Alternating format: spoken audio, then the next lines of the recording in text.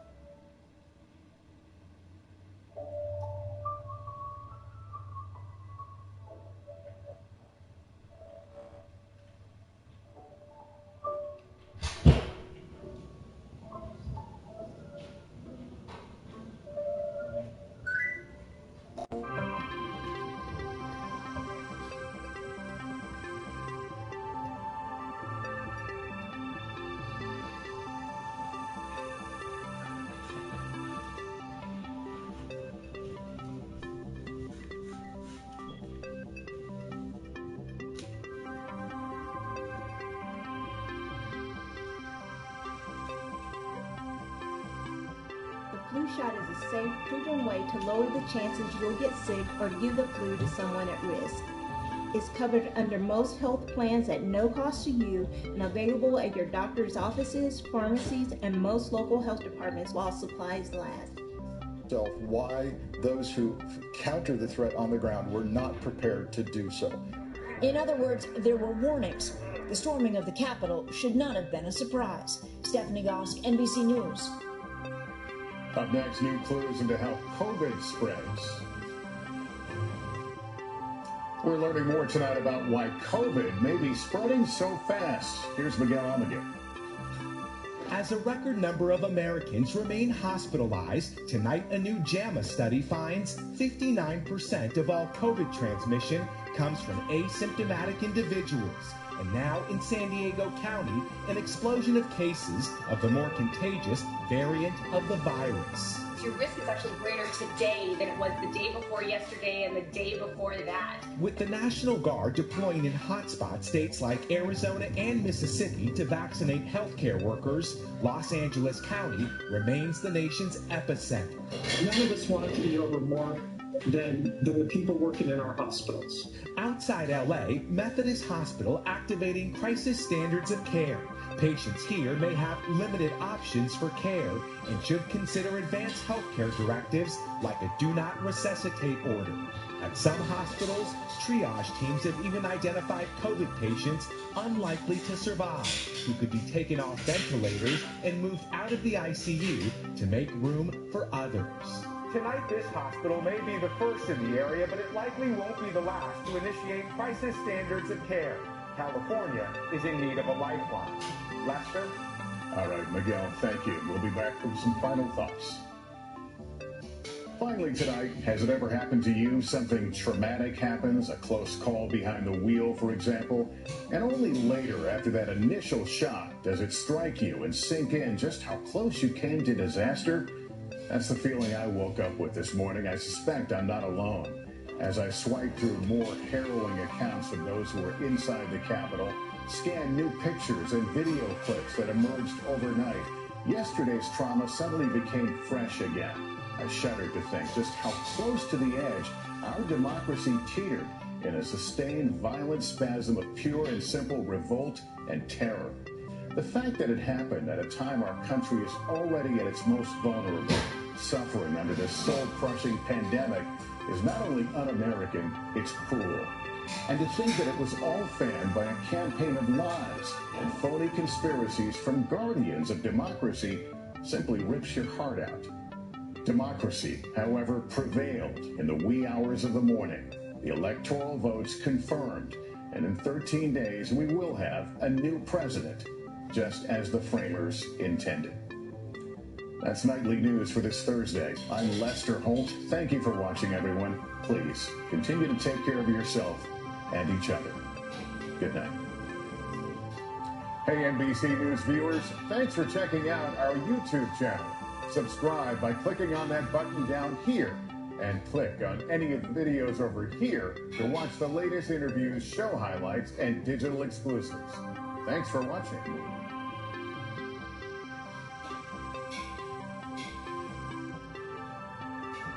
On our democracy.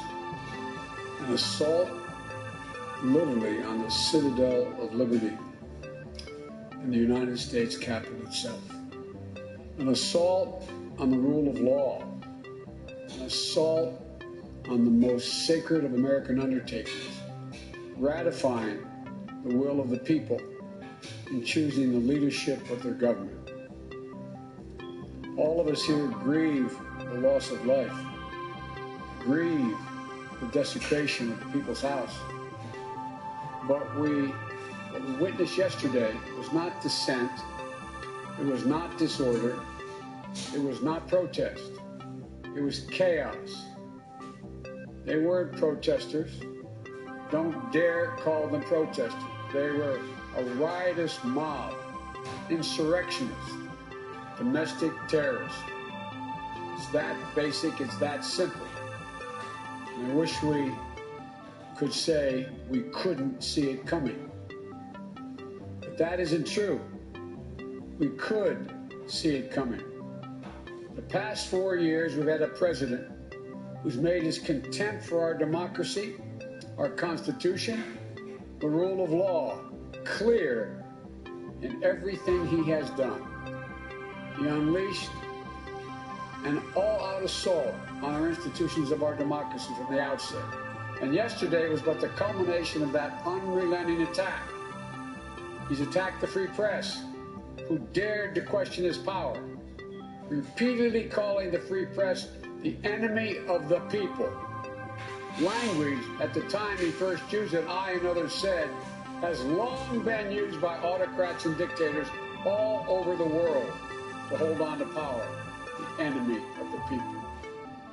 Language that is being used now by autocrats and dictators across the world, only this time with the imperator of an outgoing president of the United States of America. He's attacked our intelligence services, who dared tell the American people the truth, or to elect him 4 years ago, choosing instead to believe the word of Vladimir Putin over the word of those who've sworn their allegiance to this nation, many of whom have risked their lives in the service of this nation.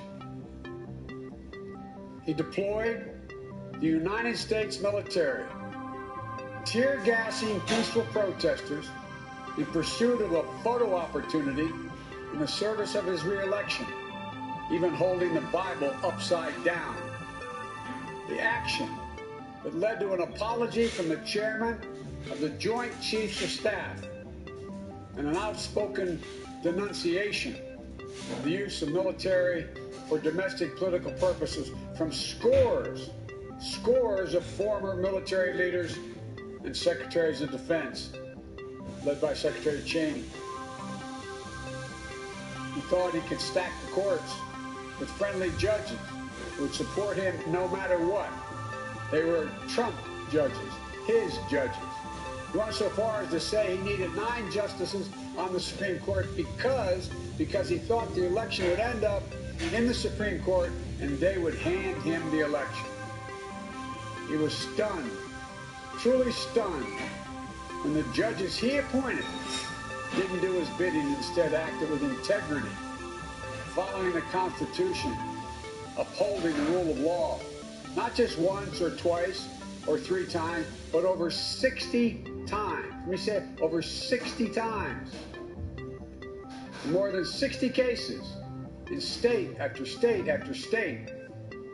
And then at the Supreme Court, judges, including people considered, quote, his judges, Trump judges, use his words, looked at the allegations that Trump was making and determined they were without any merit. Nothing was judged to put this election in question or doubt by any of these judges. Want to understand the importance of democratic institutions in this country? Take a look at the judiciary in this nation. Take a look at the pressure it was just subjected to by a sitting president of the United States of America. At every level, the judiciary rose to the moment during this election, did its job, acted with complete fairness and impartiality, with complete honor and integrity. When history looks back in this moment that we've just passed through, I believe it will say our democracy survived in no small part because of the men and women who represent an independent judiciary in this nation. We owe them a deep, deep debt of gratitude. And then there's the attack on the Department of Justice, treating the Attorney General as his personal lawyer and the department as his personal law firm. Through it all, we would hear the same thing from this president. My generals, my judges, my Attorney General. And then yesterday, a culmination of an attack on our institutions of democracy.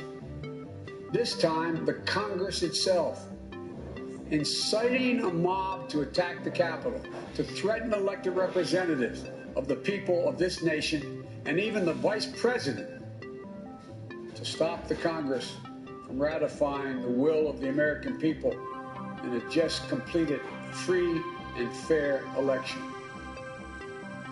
trying to use a mob to silence the voices of nearly 160 million Americans who summoned the courage in the face of a pandemic that threatened their health and their lives to cast that sacred ballot.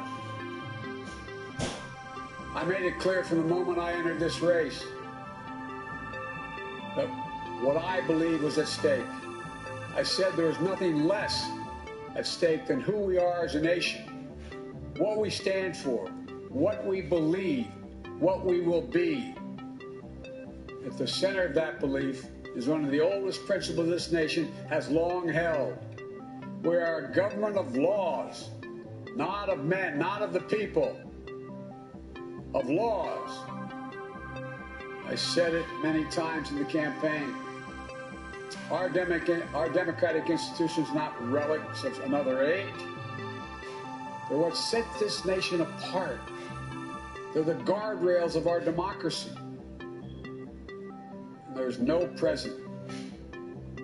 That's why there is no president who is a king. No Congress that's a House of Lords. A judiciary doesn't serve the will of the president or exist to protect him or her. We have three co-equal branches of government. Co-equal. Our president is not above the law. Justice serves the people. It doesn't protect the powerful. Justice is blind. What we saw yesterday in plain view was another violation of the fundamental tenet of this nation. Not only did we see the failure to protect one of the three branches of our government, we also saw a clear failure to carry out equal justice. We used to say in the Senate, excuse a point of personal privilege. A little over an hour and a half after the chaos started, I got a text from my granddaughter, Finnegan Biden, who's a senior in her last semester at the University of Pennsylvania. She sent me a photo of military people in full military gear, scores of them lining the steps of the Lincoln Memorial because of protests by Black Lives Matter. She said, "Pop, this isn't fair. No one can tell me that if had been a group of Black Lives Matter protesting yesterday, they wouldn't have been treated very, very differently than the mob of thugs that stormed the Capitol." We all know that's true. And it is unacceptable. Totally unacceptable. The American people saw it in plain view. I hope it sensitized them to what we have to do. Not many people know it. When Justice Carl and I were talking, we talked about, I think he raised it, the reason for the Justice Department was formed in the first place. It was back in 1870. We didn't have a Justice Department before that, the cabinet. It was formed in 1870 to enforce the Civil Rights Amendment that grew out of the Civil War. The 13th, 14th, and 15th Amendments.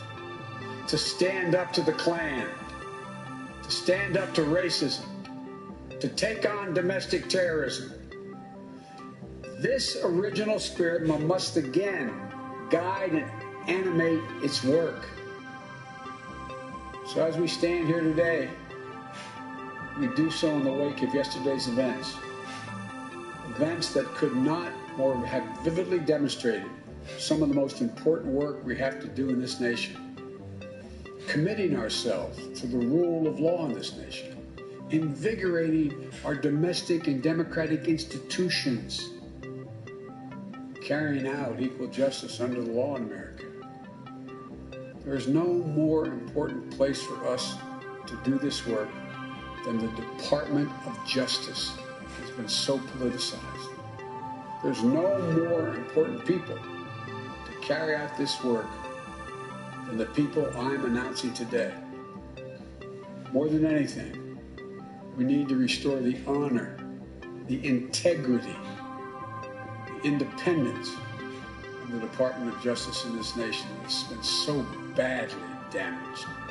And so many former leaders of that department in both parties have so testified and stated that. I want to be clear to those who lead this department who you will serve. You won't work for me.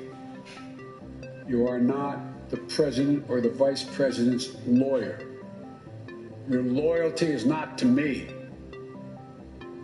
It's to the law, the Constitution, the people of this nation, to guarantee justice.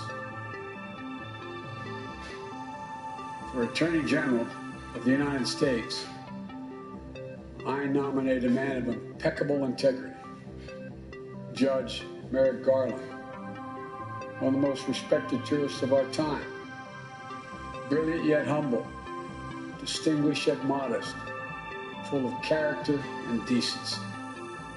The Supreme Court clerk served in the Justice Department during the Carter, Bush 41, and Clinton administrations, where he embraced the department's core values of independence and integrity.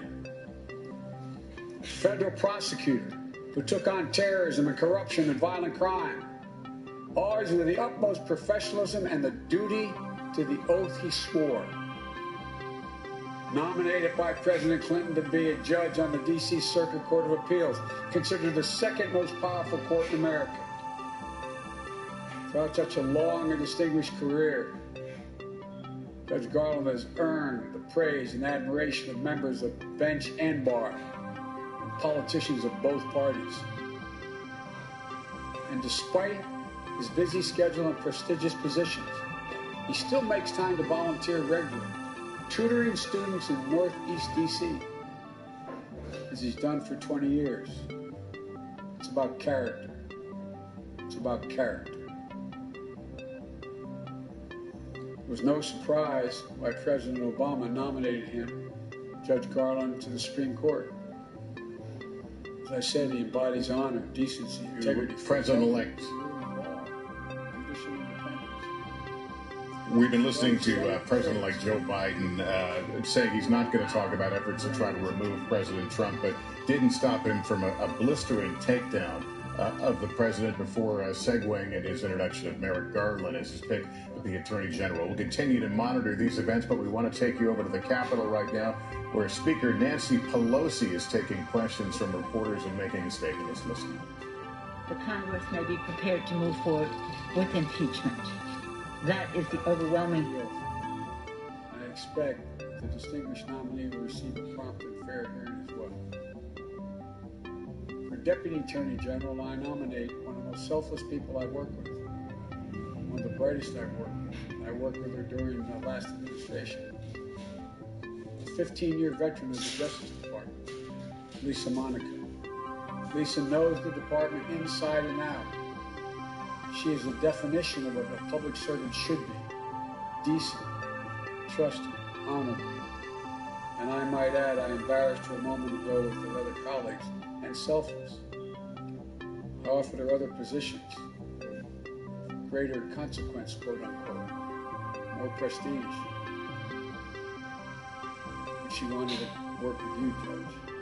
She wanted to go back to the Justice. Top flight prosecutor, took on public corruption, corporate fraud, and violent crime. Chief of Staff to the Director of the FBI, the first woman ever confirmed as Assistant Attorney General for National Security, where she elevated cybersecurity to a top priority, and where it's even more consequential today than it was then. At the White House, she was the top Homeland Security and counterterrorism advisor to President Obama and me in every one of the national security meetings. She coordinated our fight against Al-Qaeda and ISIL. She helped lead our response to the Ebola crisis. When the bombs went off at the finish line on Patriots Day in Boston, her hometown, she coordinated the federal government's response with local and state law enforcement to get to the bottom of this horrible tragedy. Lisa, I know you will help restore integrity and independence of the Department of Justice that you so revere. As Associate Attorney General, the number 3 job of the department, I nominate Vanita Gupta, a woman I've known for some time, one of the most respected civil rights lawyers in America. Started her career at the NAACP Legal Defense Fund, then on to the ACLU, both organizations to which I belong, and then to the Justice Department during the Obama-Biden administration, where she led the Civil Rights Division. At every step, with every case, she fought for greater equity and the right to right the wrongs of the justice system where they existed. And she's done so by bringing people together, earning praise from across the ideological spectrum for her approach to solving some of the thorniest problems we face. During the Obama-Biden administration, Vanita was put in charge of investigating the abuse of power in police departments in Ferguson, Missouri, and other communities torn apart by acts of violence and racial injustice. She helped institute common sense police reform to build greater equity, safety, and trust. She was commended for her work by both law enforcement and those advocating for changes in the criminal justice system. That's a rare achievement, and it speaks volumes about her capacity to unite people in common purpose, which is what this is all about, uniting the American people. Born in Philadelphia, a proud daughter of immigrants from India. That sound familiar? If confirmed, Vanita will be the first woman of color to serve as Associate Attorney General. And I'm grateful that Vanita is leaving her current job, leading one of the premier civil rights organizations in the world, as she answers the call to serve once again to ensure that our justice system is even more fair and more equitable. Thank you. For Assistant Attorney General for Civil Rights, I nominate Kristen Clark, who has spent her career advocating for greater equality and equity in our justice system. The daughter of Jamaican immigrants. I don't think this has been designed.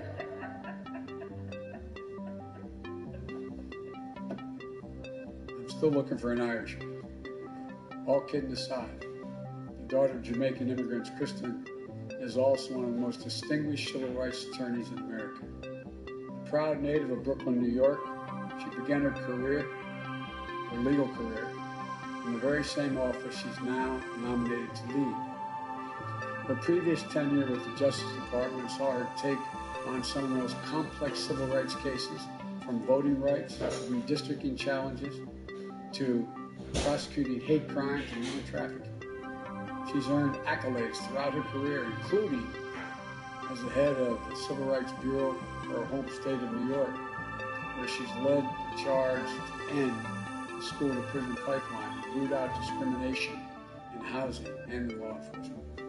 She currently leads one of the nation's top civil rights organizations, where she promotes greater equity and voting rights in our education system, in our housing system, in our justice system, and so much more.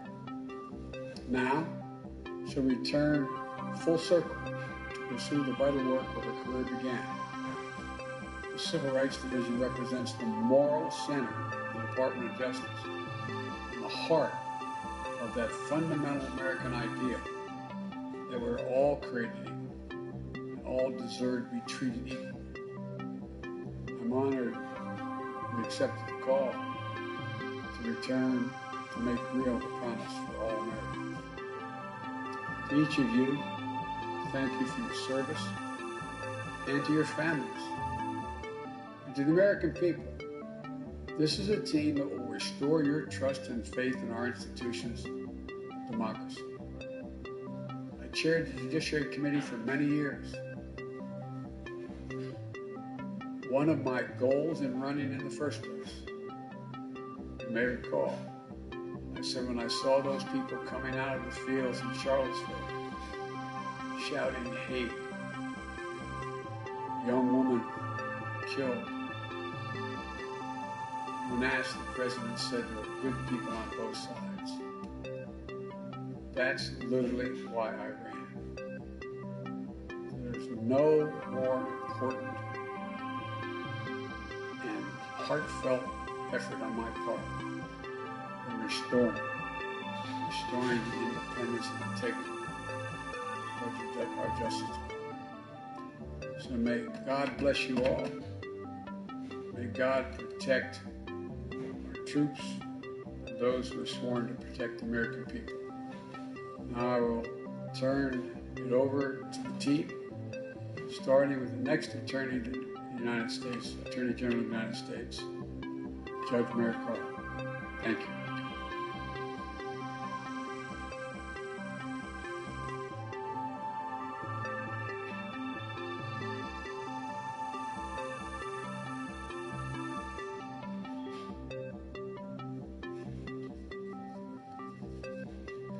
Thank you, President-elect Biden, Vice President-elect Harris, for asking me to serve as the Attorney General of the United States. Thanks always to my wife, children, sisters, late parents, without whose unstinting support I would not be standing here today. Thanks also to my grandparents, whose decision to undertake the difficult journey to America made all things possible for my family. If confirmed, I look forward to working with these wonderful DOJ veterans, Lisa Monaco, Rita Gupta, and Kristen Flynn. Entering the Department of Justice will be a kind of homecoming for me. My very first job after serving as a judicial law clerk was to work as a special assistant to then Attorney General Ben Civiletti. Ed Levy and Griffin Bell, the first attorneys general appointed after Watergate, had enunciated the norms that would ensure the department's adherence to the rule of law. Attorney General Civiletti undertook to continue their work of crafting those norms into written policies. Those policies included guaranteeing the independence of the department from partisan influence in law enforcement investigations, regulating communications with the White House, establishing guidelines for FBI investigations, ensuring respect for the professionalism of DOJ's lawyers and agents, and setting out principles to guide the exercise of prosecutorial discretion. Those policies became part of the DNA of every career lawyer and agent. Confirmed, my mission as Attorney General will be to reaffirm those policies as the principles upon which the department operates. As Ed Levy said at his own swearing-in, nothing can more weaken the quality of life or more imperil the realization of the goals we all hold dear than our failure to make clear by words and deed that our law is not the instrument of partisan purpose. In the decades that followed my first tour of duty at the department, I returned again and again in different roles. As a career line assistant U.S. attorney, as a criminal division supervisor, and finally as a senior official in the Office of the Deputy Attorney General.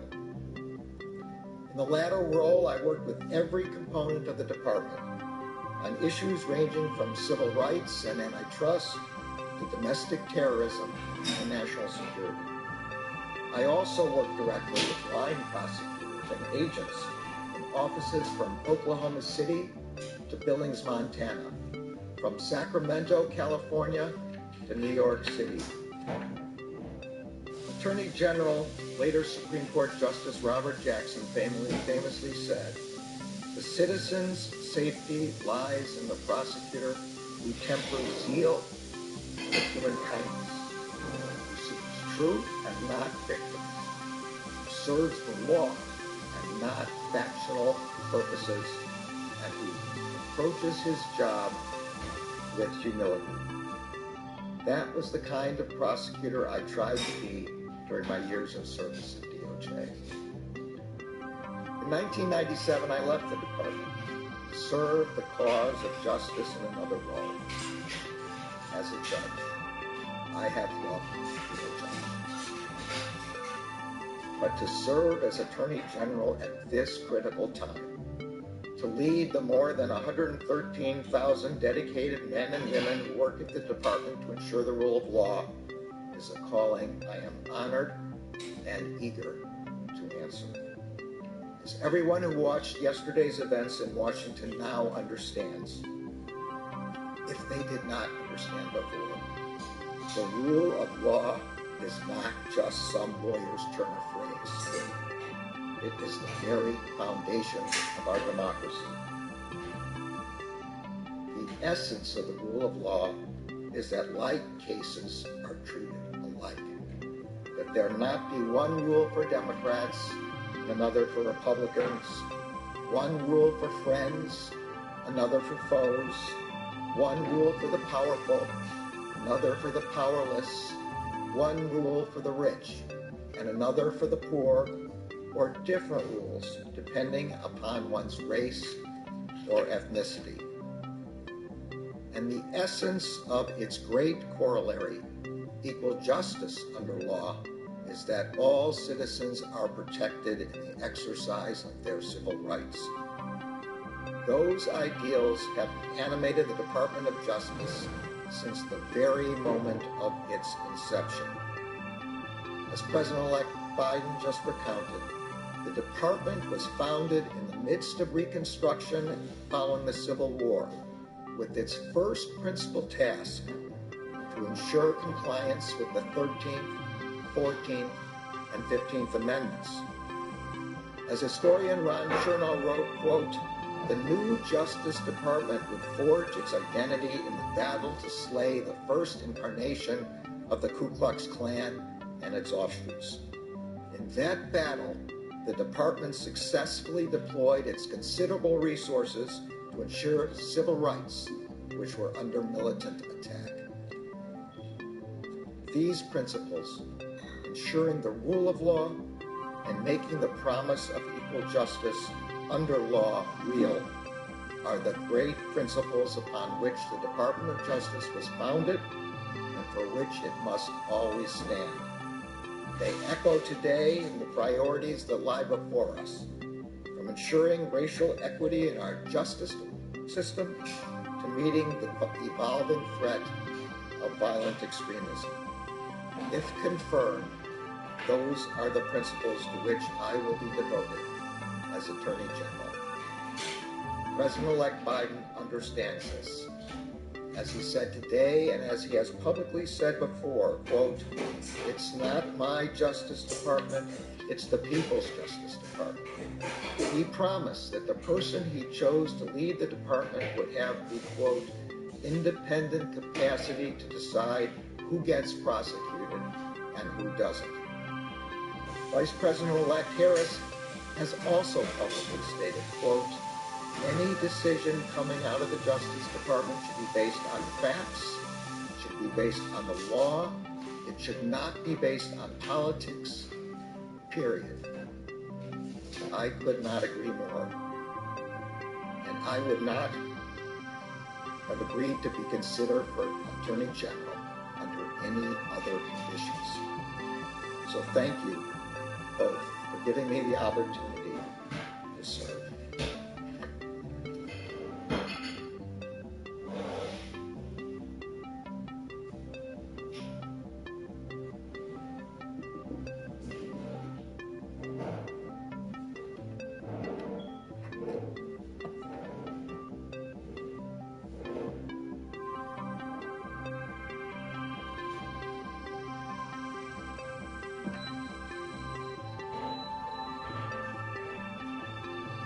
Mr. President-elect, Madam Vice President-elect, thank you for this opportunity to return to the Department of Justice and to work alongside this incredible team on behalf of the American people.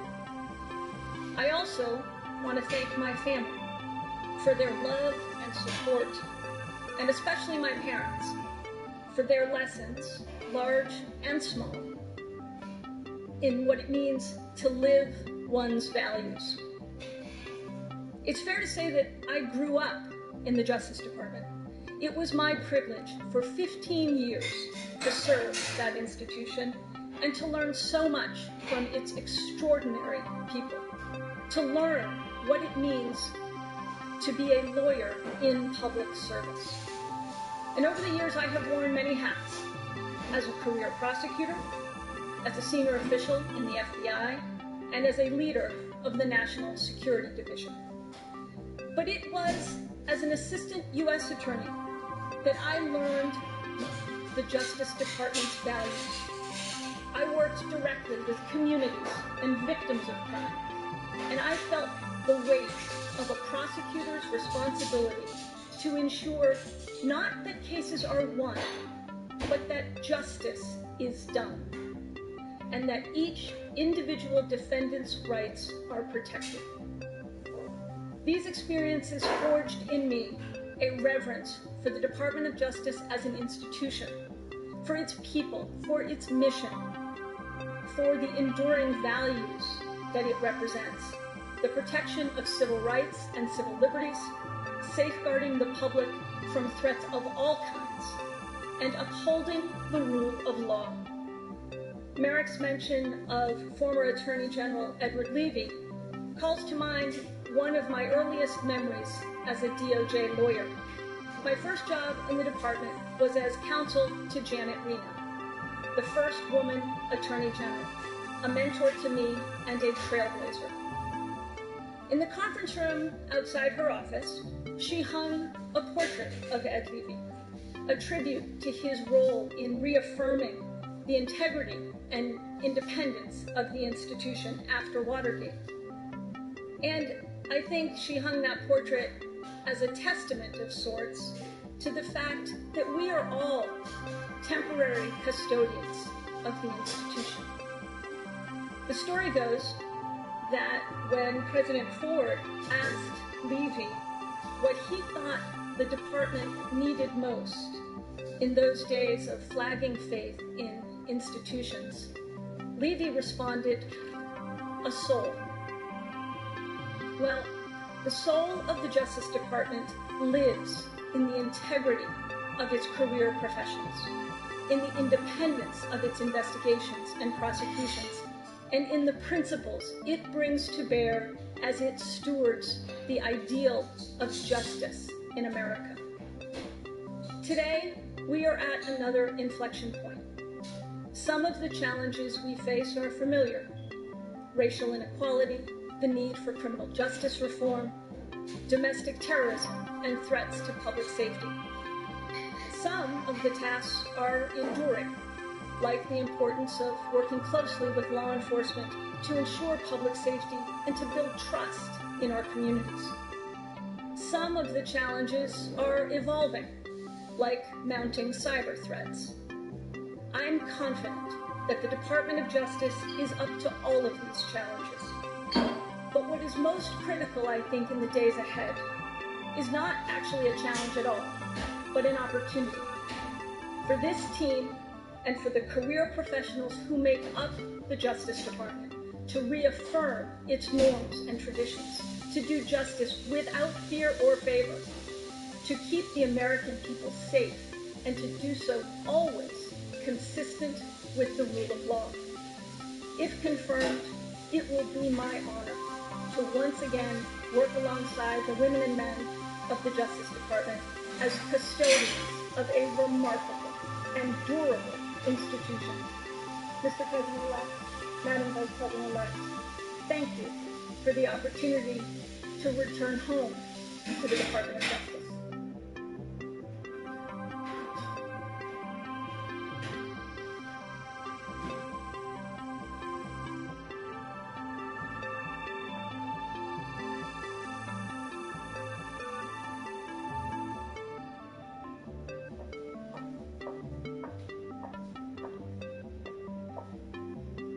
Mr. President-elect, Madam Vice President, Thank you for the opportunity to serve this nation.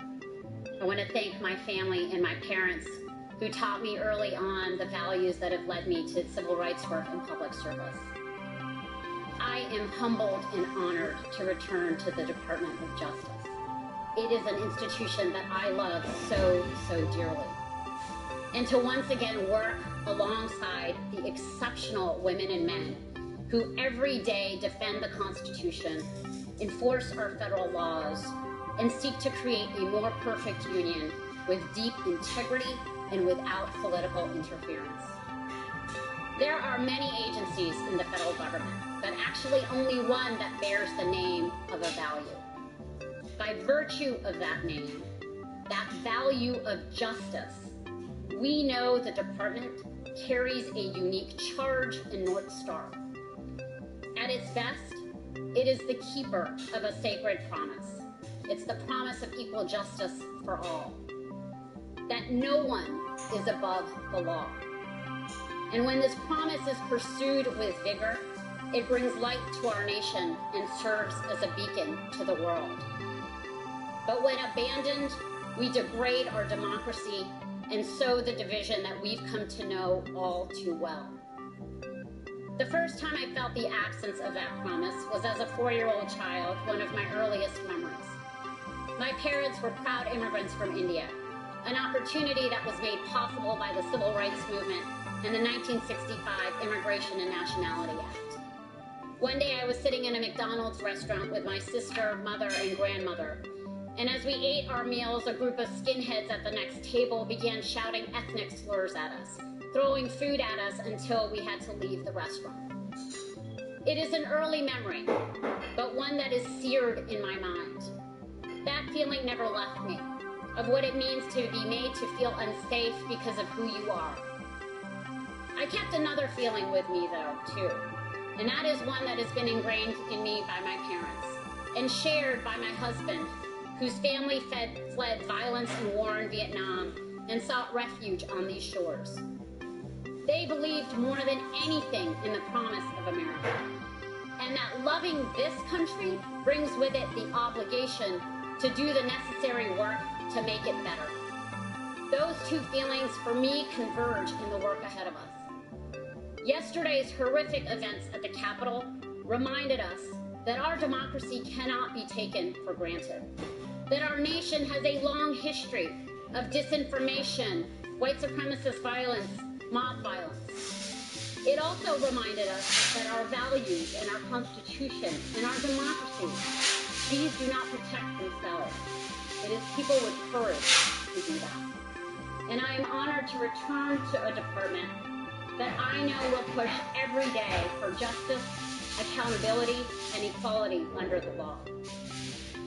It will not be enough to restore what has been undermined or lost. This moment demands bold leadership.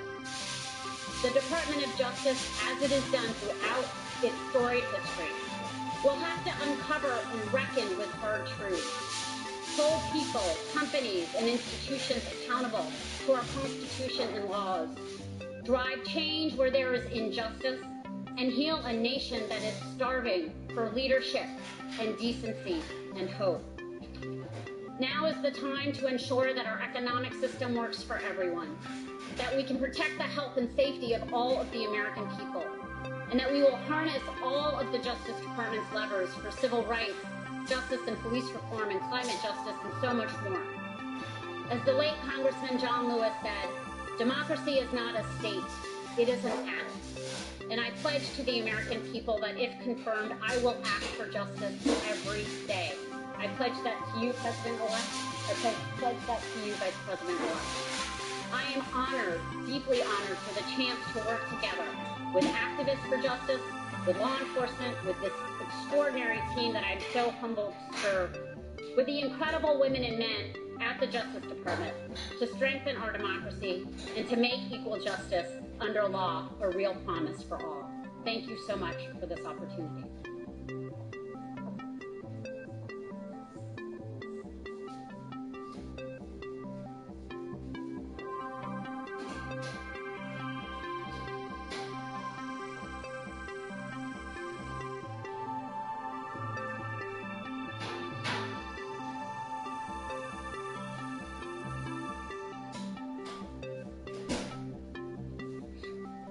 Mr. President-elect, Madam Vice President-elect, it's an honor and a privilege to be nominated to return to the Department of Justice and serve the American people at this critical moment in our democracy.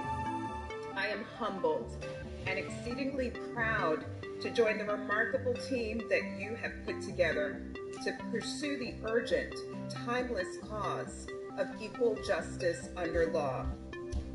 I stand here today deeply inspired by the example of the late Thurgood Marshall. Constance Baker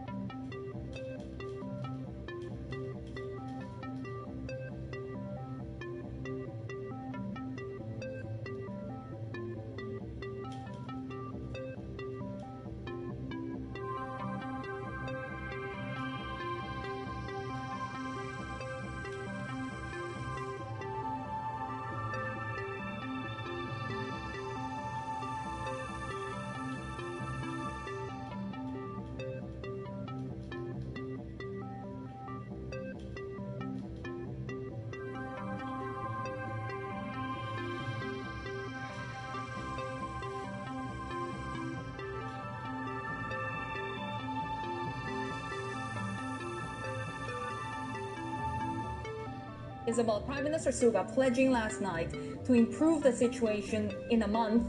How likely is that looking?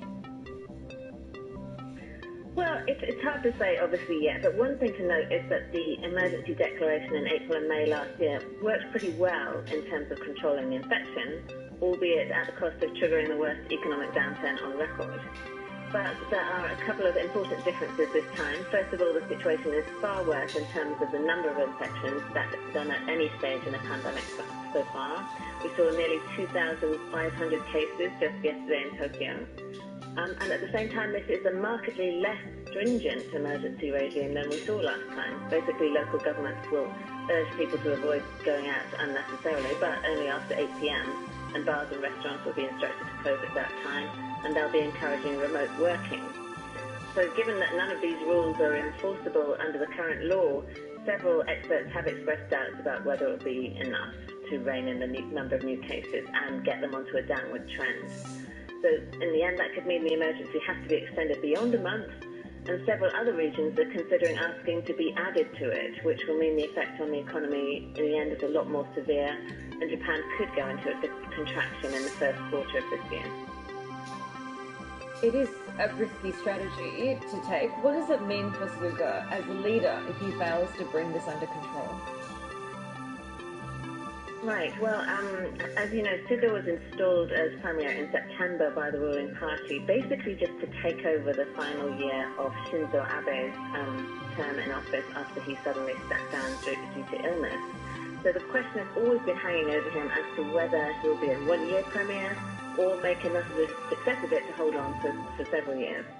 So as a leader, he's always been seen as this kind of pragmatic person who puts the economy first. So if he does make a big miscalculation by avoiding a full nationwide emergency, that could further damage his already falling public support, and the party might well be tempted to look for another leader to take them into the next election, which has to be held by October this year. Is there a viable opposition party in Japan right now? At this point, no, the opposition is still in complete disarray.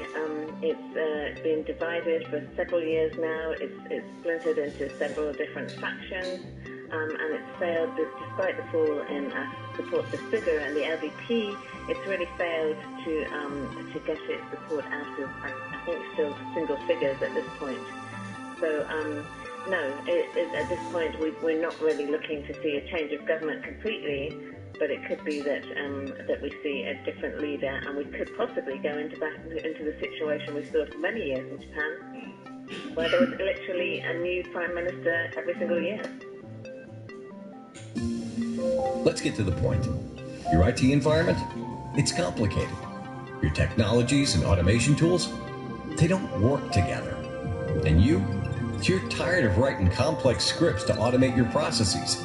They're too expensive to maintain. You're missing SLAs. And in today's world, where technology and business requirements are constantly changing, it's time to demand more from your IT automation. Introducing ActiveBatch, the unified workload automation solution that takes The idea of thousands of people could be marching up the steps of the United States Capitol, breaking windows, breaking doors, forcing their way in, stepping aside, and the photographs of, well, I don't know what the circumstances, the photograph would look like you had some of the Capitol Police taking selfies with these people. That has to be thoroughly investigated.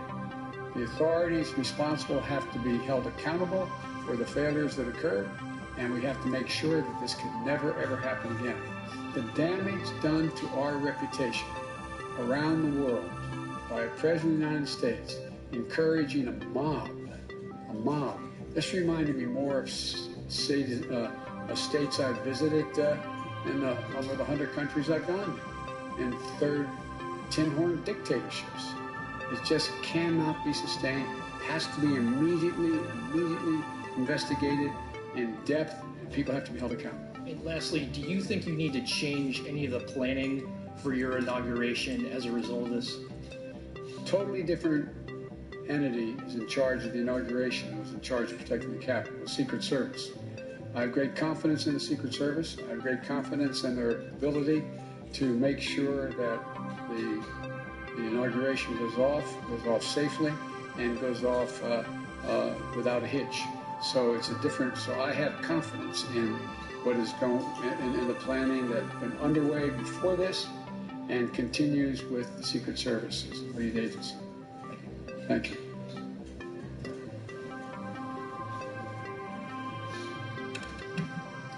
President-elect Biden, Vice President-elect Harris, good to see you both.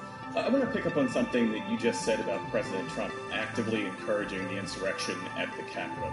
Given the perceived threat that he poses, my question to you is not so much about the role that Congress should play in impeachment, but rather, should President Trump, in your estimation, remain in office? Look, I've been saying for now well over a year, he is not fit to serve. He's not fit to serve. He's one of the most incompetent presidents in the history of the United States of America. And so the idea that I think he shouldn't be out of office yesterday is not the issue. The question is, what happens with 14 days left to go or 13 days left to go? And I think that what 81 million people stood up and said, it's time for him to go. And the United States Senate voted 93-6 to confirm that we should be sworn in. We were duly elected. So I think it's important we get on with the business, getting him out of office. The quickest way that will happen is us being sworn in on the 20th. What action happens before or after that is a judgment for the Congress to make, but that's what I am looking forward to, him leaving office. I was told that on the way up here, the way over here, that he indicated he wasn't going to show up at the inauguration. One of the few things he and I have ever agreed on. It's a good thing him not showing up. Earlier, you said that if you'd hope that he would show up only in the sense that it was valuable to send a signal to the world about the transfer of power. You've clearly changed your perspective on that. Because he has clearly demonstrated, he's exceeded even my worst notions of that. He's been an embarrassment to the country, embarrassed us around the world, not worthy to hold that office. If we were 6 months out, We should be doing everything to get him out of office, impeaching him again, and trying to vote the 25th Amendment, whatever it took to get him out of office. But I am focused now. Dull skin? Swipe it away. New Garnier Brightening Micellar Water. Now with vitamin C. Micelles work like a magnet. In one swipe, gently cleanse, remove makeup, and brighten. New Micellar Water with vitamin C by Garnier, naturally. Federal prosecutors now filing their first criminal charges in connection with yesterday's riots at the Capitol. Here to break it all down for us, NBC News investigations correspondent Tom Winter. Tom, I've been dying to talk to you all day. I have so many questions for you. First off, let's start with who's being charged and what are those charges that we're hearing about tonight? Right, so we've got two specific sets of charges, some that are being brought by what we would normally call state cases, in this case Washington, D.C. cases, then we have federal cases. Let's start on the state side. So you've got right now almost 80 arrests that have been made in conjunction with either violations of curfew or with the violent events that we saw yesterday at the Capitol. Some of those charges are quite serious. They include possession of weapons charges, also illegalities as it relates to magazines, so people essentially having too much ammo or having magazines that are too large, so they had concealed weapons on their person, including charges involving assault of police officers. So those arrest totals are starting to ramp up. Notably, though, a significant amount of those arrests happen outside of the Capitol grounds and are more tied to things that happen after those people left the Capitol, Allison. Yeah, so let's talk about what happened at the Capitol, Tom. Capitol Police say they arrested 14 people yesterday, including 11 for unlawful entry. But, I mean, it was really obvious that way more than 11 people stormed the Capitol. Do you expect that we'll see any more of those types of charges? And is there any indication, because so many people are wondering about this, whether domestic terrorism charges could come up here at all? Well, I think, it's possible on the federal. So to answer your question, yes. Let's start there. I think that there's going to be more arrests. Obviously, there's a lot of these. We've been showing the video. We've been showing it for the last day. A lot of these people have been captured on video. Today, the police in Washington, D.C. Put out a PDF, essentially a PowerPoint presentation of all the people of interest that they are looking for that were inside the Capitol to make those charges. We're going to see more federal charges come up, and I know we're going to talk about that, and I want to get to that in a moment. But I think that you're going to see charges. The easiest charges that can be made are those unlawful trespassing charges, unlawful access to the Capitol. With respect to domestic terrorism, if this was any other building than the Capitol, if it was anything other than the electoral vote that was essentially being recorded yesterday, then I think, yes, you would see domestic terrorism charges because it fits from a federal standpoint, domestic terrorism in those statutes perfectly. They were trying to intimidate or coerce the government of the United States, and that they broke federal laws in doing so. So from a federal perspective, normally this would perfectly work within domestic terrorism charges. Allison, though, I think because they were involved with actually disrupting Congress and the actual U.S. electoral process, I think there's a slew of other charges that might eventually come to bear here. All right, so we're talking about a lot of different agencies, a lot of different types of charges. The acting D.C. U.S. attorney said that his office has charged 55 people with a range of offenses. How are those charges different from the charges coming from Capitol Police? Just to be clear kind of on what's what here. Right, exactly. So these charges seem to be a little bit more dialed into, they're not curfew charges. These are charges that directly have to do with the incidents that happened at the Capitol yesterday. So what are we talking about? We're talking about people that had guns at the Capitol, loaded guns. We're talking about people that beat cops, according to the allegations. We're talking to one individual who, according to charging documents, had 11 Molotov cocktails. That's a lot, Allison. Wow. 11 Molotov cocktails in an environment like that. You think you're looking at smoke now. 2 or 3 Molotov cocktails in a building like the Capitol could have caused a tremendous amount of damage and perhaps even more loss of life. Certainly could have injured people just carrying those around. They're volatile. So when you look at those type of things, they're extremely serious. Weapons charges inside the Capitol, quite serious. So I think these federal charges where you're going to start to see the people that were inside the Capitol yesterday creating havoc, being violent, actions that led to death, actions that led to a tremendous amount of destruction of property. You're going to see them get into trouble. Also, there is the concern about information that may have been taken yesterday from the Capitol. For people that were doing that, those charges could be quite serious. So I think it's tip of the iceberg from a federal charging standpoint. How much they'll be hampered, though, by arrests not being made yesterday at the Capitol while they were still inside. That's a question that remains to be seen, Allison. Yeah, Tom, let me ask you another question about some of the things they might have gotten away with. You referenced this. Senator Jeff Merkley was tweeting earlier that his laptop was stolen during the riots yesterday. Given that some of these rioters were storming congressional offices, is there any concern that perhaps they could have had access to sensitive or even classified information?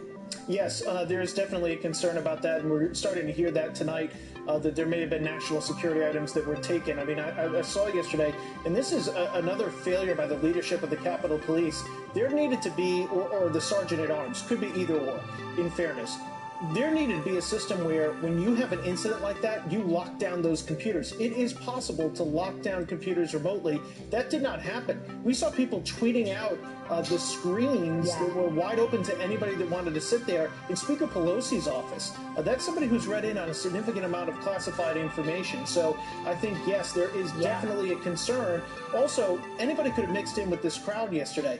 Could there have been a foreign intelligence officer? That's something that a senior law enforcement official that has a lot of experience in these type of unrest incidents that I spoke with at a major city police department said that they were concerned about. Could a foreign intelligence officer have mixed in with this crowd, gotten in there, put a USB drive in, put malware on top of these computers? Awful lot of concerns. This incident, while it may be resolved for now, there's a lot more investigations that need to be conducted here, Allison. Yeah, Tom, I want to play a clip of former Chief of Capitol Police Terrence Gaines talking about what happened yesterday. Take a listen.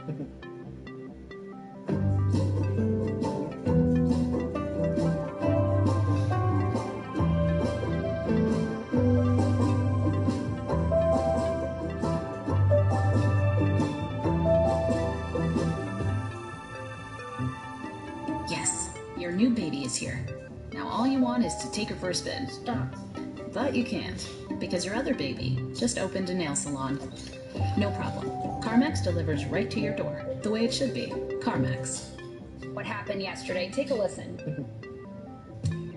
I thought it would be impossible to storm the Capitol. Clearly there's failures. There has to be a lot of questions asked and answers given. What is very clear is the police underestimated the violent crowd and the size of it, and they overestimated their ability to control it.